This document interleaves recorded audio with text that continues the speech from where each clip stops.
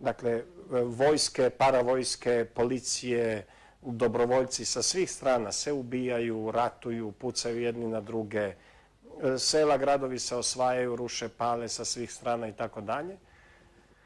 A ti vođe, ratni vođe tih triju država imaju zajedničke banke u inozemstvu, zajedničke bankovne račune, obavljaju zajedničke transakcije. Reći ću vam samo jednu rečenicu koju mi je rekla Borka Vučić, pokojna, dakle, koja je slovila kao Miloševićeva bankarica. Kada smo se 2006. davne godine prvi put vidjeli, ona je meni rekla, znaš, sine, nisu pare za Miloševića prali ni Rusi, ni Kinezi, ni Grci, nego Hrvati.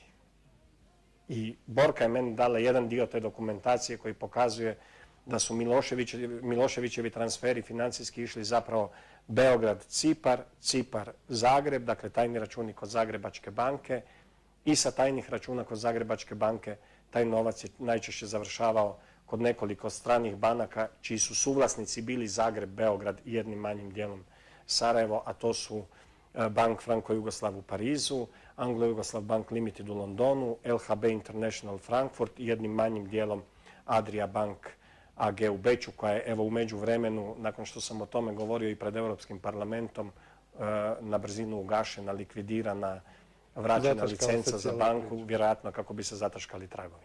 Ako to nisu dokazi o dogovorenom ratu, i zamislite vi u sred rata, evo druga crtica, u sred rata Milošević i Tuđman su, dakle, režimi Tuđmanov i Miloševićev su većinski vlasnici Bank Franko-Jugoslav u Parizu. Znate koga nominalno postavljaju za šefa te banke? Boru Miloševića. Pa da li, tako je, nažalost isto pokojnog. Dakle, da li vam je logično, ako su te zemlje stvarno u ratu, ako su ti dvoje ratnih vođa doista ratni vođe u zavadi, da imaju zajedničku banku i da hrvatski vođa pristaje da brat srpskog vođe bude predsjednik te banke? Malo nema. To ne izgleda logično na prvi pogled, ali tako je u stvarnosti. Ali to su dokumenti. Dakle, sve ovo što govorim su čisti dokumenti. Nikakva, dakle, priča, nikakve informacije iz treće ruke, nego dokumenti. Ja sam našao i transfere kako su dokapitalizirane te banke u ratu. Dakle, imate točno odluke 92., 93., 94., dakle, svih ratnih godina. Hrvatska vlada po nalogu Franje Tuđmana, paralelno sa srpskom vladom, donosi odluke o dokapitalizaciji tih banaka u inozemstvu i oni dalje rade preko tih banaka kao da se ništa nije dogodilo.